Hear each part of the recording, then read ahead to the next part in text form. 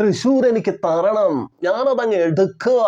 ഈ ഡയലോഗ് കേൾക്കുമ്പോൾ തന്നെ എല്ലാവർക്കും മനസ്സിലാകും ആരാണ് ഇത് പറഞ്ഞതെന്ന്. എല്ലാവർക്കും മനസ്സിലാകും അത് നമ്മുടെ സുരേഷ് ഗോപി അണ്ണൻ പറഞ്ഞതാണ്. സുരേഷ് ഗോപി എന്ന മലയാളത്തിന്റെ മികവുള്ള പോലീസ് വേഷങ്ങൾ ചെയ്ത കിടുകിടിലൻ ആക്ടർ സുരേഷ് ഗോപി അദ്ദേഹം പറഞ്ഞതാണ്. അദ്ദേഹം ജനിച്ചത് ഏത് വർഷം എന്നറിയോ? 1958 അദ്ദേഹം ജനിച്ചത്. 1965 ഓടയിൽ നിന്നെന്ന ചിത്രത്തിൽ അദ്ദേഹം ബാലതാരമായിട്ട് അഭിനയിച്ചിട്ടുണ്ട്. 250 ചിത്രങ്ങളേറെ ചെയ്തു കഴിഞ്ഞിരിക്കുന്നു. അദ്ദേഹത്തിന് ആദ്യമായിട്ട് നാഷണൽ അവാർഡ് കിട്ടിയത് കളിയാട്ടം എന്ന ചിത്രത്തിലൂടെയാണ്. അതുപോലെ തന്നെ സംസ്ഥാന അവാർഡും അന്ന് കരസ്ഥമായി കിട്ടി. 1998 വർഷം അങ്ങനെ ഒരു ഭാഗ്യവർഷമാണ് സുരേഷ് ഗോപിയുടെ. അദ്ദേഹം ചെയ്തിട്ടുള്ള ഒരുപാട് സിനിമകളുണ്ട്. അതിൽ ഇന്നലെ എന്ന് പറഞ്ഞൊരു പടമുണ്ട് പത്മരാജന്റെ, കിടുപ്പാട്ടമാണ്, അടിപൊളി. നരേന്ദ്രൻ എന്ന് പറഞ്ഞിട്ടുള്ള കഥാപാത്രത്തെ സൂപ്പറായിട്ട് ചെയ്തിട്ടുണ്ട്. അതുപോലെ 90 ഇറങ്ങിയ തൂവൽ സ്പർശം ഇൻ ഹരിഹർ നഗർ, ആ ചിത്രത്തിൽ നല്ല മികവുള്ള വേഷം ചെയ്തു. മനു അങ്കിളിലെ പോലീസ് ഇൻസ്പെക്ടറായിട്ട് തന്നെയില്ലേ, അത് കോമഡിയാണ്, കിടുവാണ്, സൂപ്പറാണ്. അതുപോലെ തന്നെ ഒരുപാട് സിനിമകൾ അഭിനയിച്ചെങ്കിലും അദ്ദേഹം ആദ്യകാലത്ത് പെട്ടെന്ന് ശ്രദ്ധയാകർഷിച്ച സിനിമ 1987 ഇറങ്ങിയ 20-ാം നൂറ്റാണ്ട് എന്ന് പറഞ്ഞ ചിത്രത്തിലെ ആ വില്ലൻ വേഷം തന്നെയായിരുന്നു. അത് കിടിലനായിട്ട് സുരേഷ് ഗോപി ചെയ്തിട്ടുണ്ട്, സൂപ്പറായിട്ട് ചെയ്തിട്ടുണ്ട്. പിന്നെ സുരേഷ് ഗോപി എന്ന മനുഷ്യന്റെ ഒരുപാട് ചിത്രങ്ങൾ ഇങ്ങനെ തിയേറ്ററിൽ വന്നു കിടിലനായിട്ട് കട്ട മാസ് ഡയലോഗൊക്കെ പറഞ്ഞ എല്ലാവരെയും വിസ്മയിപ്പിച്ച ചിത്രങ്ങൾ ഒരുപാടുണ്ട്. വാഴുന്നോരു, പത്രം, ലേലം, കമ്മീഷണർ, മാഫിയ, ഏകലവ്യൻ, അങ്ങനെ ഒരുപാട് ചിത്രങ്ങൾ. ഭരത്ചന്ദ്രൻ IPS, അതൊക്കെ കിടുപ്പട്ടങ്ങളാണ്. ഒക്കെ എന്താ പറയണ, വാണിജ്യപരമായിട്ട് വിജയിച്ച ചിത്രങ്ങൾ തന്നെയാണ്. ക്രൈം ഫയൽ, അങ്ങനെ ഒരുപാട് ചിത്രങ്ങളുണ്ട്. അപ്പൊ ആ ചിത്രങ്ങളിലൂടെയൊക്കെ സുരേഷ് ഗോപി ശരിക്കും പറഞ്ഞ പോലീസ് വേഷങ്ങളിൽ കിടിലൻ കില്ലാടിയായിട്ട് അഭിനയിച്ച് ഇങ്ങനെ ഇരുത്തം വന്ന ഒരു പോലീസ് ഓഫീസർ. ഏത് നായകനാണ് മലയാളത്തിന്റെ മികവുള്ള നായകൻ എന്ന് ചോദിച്ചു കഴിഞ്ഞാൽ അവിടെ സുരേഷ് ഗോപിനെ പ്രതിഷ്ഠിക്കാൻ പറ്റുന്ന വിധത്തിൽ അദ്ദേഹം അഭിനയിപ്പിച്ച് വെച്ചിരിക്കുകയായിരുന്നു. അതിനെ മാറ്റി സ്ഥാപിക്കാനായിട്ട് ഏത് നടനെ വെച്ച് നോക്കിയാലും അങ്ങനെ പെട്ടെന്ന് സാധ്യമല്ല. കാരണം കമ്മീഷണർ എന്നൊക്കെ പറഞ്ഞു കഴിഞ്ഞാൽ ഏതൊരു മലയാളികളുടെ മനസ്സിലേക്ക് ഓടിയെത്തുന്നത് ഒറ്റ പേരാ, സുരേഷ് ഗോപി. സുരേഷ് ഗോപി ആ പേരല്ലാതെ വേറൊരു പേരും മാറ്റി വയ്ക്കാൻ പറ്റില്ല, അല്ലെങ്കിൽ ചേർത്ത് വയ്ക്കാൻ പറ്റില്ല. സുരേഷ് ഗോപി തന്നെയാണ്. പക്ഷെ അദ്ദേഹത്തിന്റെ മക്കളായിട്ടുള്ള ഗോകുൽ സുരേഷും മാധവ് സുരേഷ് ഗോപിയൊക്കെ ഇപ്പൊ അഭിനയത്തിലൊക്കെ മിന്നി നിൽക്കുന്നുണ്ടെങ്കിലും അവരുടെ അഭിനയം അത്ര പോരാ എന്നാണ് എൻ്റെ അഭിപ്രായം. ഗോകുല് കുറെ ചിത്രങ്ങൾ അഭിനയിച്ചു, പക്ഷെ അത്ര പോരാ. സുരേഷ് ഗോപി അണ്ണൻ ചെയ്തു വെച്ചിരിക്കുന്ന ആ അതിന്റെ ഒരു കോപ്പി പോലെയാണ് എനിക്ക് തോന്നിയിട്ടുള്ളത്. ഇപ്പൊ മാധവ് അഭിനയിച്ചിട്ടുണ്ട് ഒരു ചിത്രത്തിൽ, അതും വളരെ ബോറായിട്ട് തോന്നിയിരുന്നു. പക്ഷെ സുരേഷ് ഗോപി ശരിക്കും പറഞ്ഞു കഴിഞ്ഞാൽ മമ്മൂട്ടി, മോഹൻലാൽ ഈ 2 പേര് കഴിഞ്ഞാൽ ആ 3-ാം സ്ഥാനത്ത് മികവോടെ നിലനിന്ന ഒരു മനുഷ്യൻ തന്നെയായിരുന്നു. പിന്നെ അദ്ദേഹം രാഷ്ട്രീയത്തിലേക്ക് ഇങ്ങനെ കടന്നു വന്നു. അദ്ദേഹം ആദ്യമായിട്ട് SFIയിലൂടെയാണ് തുടക്കം കുറിച്ചത്. കോളേജ് പഠനകാലത്ത് അദ്ദേഹം SFIയിൽ സജീവ അംഗം തന്നെയായിരുന്നു. അതിൽ യാതൊരു വിധത്തിൽ ഇനി അല്ല എന്നൊക്കെ ആരൊക്കെ എന്തൊക്കെ പറഞ്ഞാലും അത് ശരിയല്ല, അദ്ദേഹം സജീവ അംഗം തന്നെയായിരുന്നു. പിന്നീട് അദ്ദേഹത്തിന് ഇന്ത്യൻ നാഷണൽ കോൺഗ്രസിനോട് ഒരു ആരാധനയൊക്കെ തോന്നി. ഇന്ദിരാഗാന്ധിനോട് വല്ലാത്തൊരു ആരാധനയുള്ള മനുഷ്യനായിരുന്നു. പിന്നീട് കാലങ്ങളേറെ കടന്നു പോയപ്പോൾ അദ്ദേഹം 2016 ആദ്യമായിട്ട് രാജ്യസഭയിലേക്ക് MP ആയിട്ട് കടന്നു വന്നു.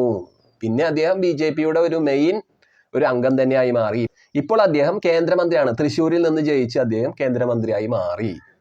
അപ്പൊ അങ്ങനെ സുരേഷ് ഗോപി രാഷ്ട്രീയ കാര്യത്തിലൊക്കെ മറ്റ് നടന്മാരെ വെച്ച് നോക്കുകയാണെങ്കിൽ അവര് നേടാത്ത ഒരു നേട്ടത്തിലേക്ക് പെട്ടെന്ന് കടന്നുപോയ ആള് തന്നെയാണ്. കാരണം രാജ്യസഭയിൽ MP ആയത് ഒരു ചില്ലറ കാര്യമല്ല, ഒരു വലിയ കാര്യം തന്നെയാണ്.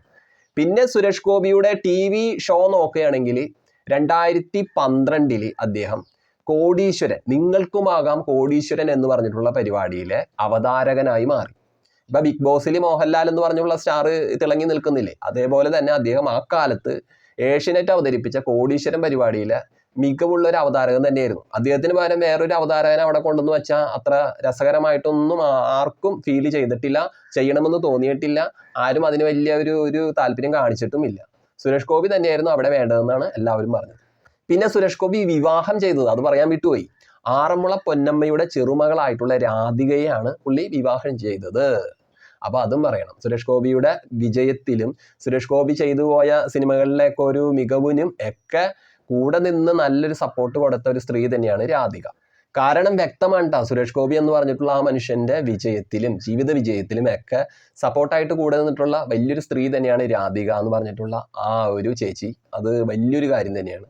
അവർ കൂടെ നിന്ന് സുരേഷ് ഗോപിയുടെ കൂടെ സപ്പോർട്ടായിട്ട് നിന്ന്. കാരണം ഒരുപാട് ദുഃഖ അവസ്ഥകളിലൂടെയൊക്കെ ഈ മനുഷ്യൻ, ഈ സുരേഷ് ഗോപി അണ്ണൻ കടന്നു പോയിട്ടുണ്ട്.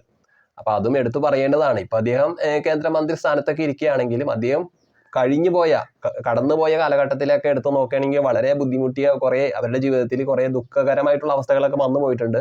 എങ്കിലും സിനിമയിലൂടെയൊക്കെ മികവുള്ള വേഷങ്ങൾ ചെയ്ത് അദ്ദേഹം മലയാളികളെ കീഴ്പ്പെടുത്തുകയായിരുന്നു. പിന്നെ രാഷ്ട്രീയപരമായിട്ട് അദ്ദേഹം പറയുന്ന കാര്യങ്ങളോട് അതൃപ്തിയുള്ള മനുഷ്യരുണ്ടാകാട്ടോ. അതിപ്പോ ഈ ഇടക്കായിട്ട് ഇപ്പൊ കുറെ കാലങ്ങളായിട്ടൊക്കെ അത് ഇങ്ങനെ സോഷ്യൽ മീഡിയയിൽ കിടന്ന് കറങ്ങുന്നുണ്ട്. അത് എന്തുമാവട്ടെ, പക്ഷേ സുരേഷ് ഗോപി എന്ന് പറഞ്ഞിട്ടുള്ള മനുഷ്യൻ മലയാള സിനിമയിൽ വ്യക്തമായ പോലീസ് വേഷങ്ങൾ ചെയ്ത് മികച്ചതാക്കി മാറ്റിയിട്ടുള്ള ഒരു താരം തന്നെയാണ്. അതിൽ യാതൊരുവിധ ഒരു തെറ്റും നമുക്ക് പറയാനില്ല. അപ്പൊ കുറെ കാലമായിട്ട് കേൾക്കുന്നതാണ് പോലീസ് വേഷങ്ങളൊന്നും ഇപ്പൊ സുരേഷ് ഗോപിയിൽ നിന്നും വരുന്നില്ല. അദ്ദേഹത്തിന്റെ ആ ഒരു പോലീസ് വേഷങ്ങളെ കാത്തിരിക്കുന്ന സാധാരണക്കാരായിട്ടുള്ള പ്രിയപ്പെട്ട ജനങ്ങളൊക്കെ ഉണ്ട്, ഒരുപാട് പേരുണ്ട് കേട്ടോ. അത് എടുത്തു പറയേണ്ടതാണ്. അദ്ദേഹം ചെയ്യുന്ന പോലീസ് വേഷങ്ങൾ, അദ്ദേഹം ചെയ്യുന്ന ആ ഒരു ആക്ഷനൊക്കെ കാണാനായിട്ട് ഇഷ്ടപ്പെടുന്നവർ നിറയുണ്ട്. അപ്പൊ അവർക്ക് വേണ്ടിയിട്ട് തന്നെയാണ് അദ്ദേഹം പുത്തനൊരു പടമായിട്ട് വരുന്നത്, ഒറ്റക്കൊമ്പൻ. മാത്യു തോമസ്, നവാഗതനായ മാത്യു തോമസ് സംവിധാനം ചെയ്യുന്ന ചിത്രമാണ് ഒറ്റക്കൊമ്പൻ. ഗോകുലം മൂവീസ് ആണ് ഇതിന്റെ നിർമ്മാണം ചെയ്യുന്നത്. അപ്പൊ ആ പടം കടന്നു വരുമ്പോൾ അത് വേറൊരു ലെവലിൽ ലുക്കായിരിക്കും സുരേഷ് ഗോപിയുടെ. ഇപ്പൊ JSK എന്ന് പറഞ്ഞിട്ടുള്ള പടം, അതിലെ ഒരു വക്കീൽ വേഷത്തിൽ അദ്ദേഹം നിറഞ്ഞു നിൽക്കുകയാണ്. പക്ഷേ ഈ ഒറ്റക്കൊമ്പന് വേണ്ടിയിട്ട് കാത്തിരിക്കുന്ന മനുഷ്യർ ഒരുപാടുണ്ട്. അത് നമ്മുടെ കേരളത്തിലും ഇന്ത്യയിലൊക്കെ ആയിട്ട് പലതായിട്ട് ഇങ്ങനെ ചിതറി കിടക്കുകയാണ്. അപ്പൊ ആ ഒരു വരവൊക്കെ കാണാൻ വേണ്ടി കാത്തിരിക്കുകയാണ്. അപ്പൊ സുരേഷ് ഗോപി എന്ന് പറഞ്ഞിട്ടുള്ള മലയാളത്തിന്റെ പോലീസ് സ്റ്റേഷനുകളിൽ മിന്നിയ ആ ഒരു ഭരത് ചന്ദ്രൻ IPS ഒറ്റക്കൊമ്പൻ എന്ന് പറഞ്ഞിട്ടുള്ള സിനിമയിലൂടെ മിന്നിത്തിളങ്ങി ഉയർച്ചകളിലേക്ക് എത്തട്ടെ എന്ന് ആശംസിക്കുന്നു. Okay, Tata, bye bye.